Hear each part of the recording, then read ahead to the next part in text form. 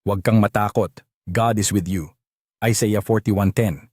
So do not fear, for I am with you. Do not be dismayed, for I am your God. I will strengthen you and help you.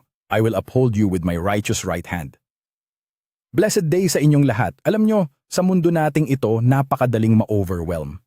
Minsan pagising mo pa lang ang dami ng anxiety, bills to pay, problems sa family, or feeling mo mag-isa ka sa laban ng buhay.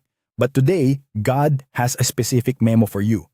Sabi niya sa Isaiah 41:10, "Do not fear, for I am with you." Pansinin nyo, hindi niya sinabing huwag kang matakot dahil madali lang ang buhay. No. He says, "Don't fear because I am with you."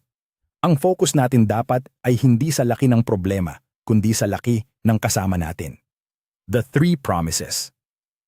Sa bersikulo na ito, may tatlong I wills ang Panginoon na dapat nating panghawakan.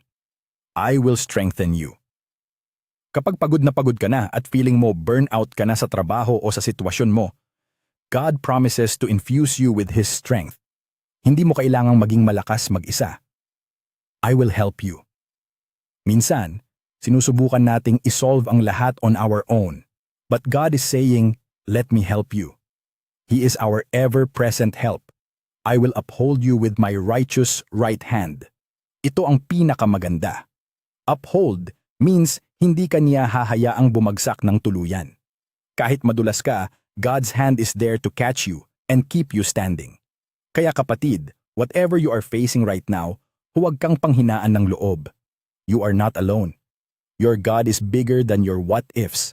Siya ang iyong Diyos at hindi ka niya bibitawan. Let's pray. Lord, salamat po dahil hindi mo kami iniwan.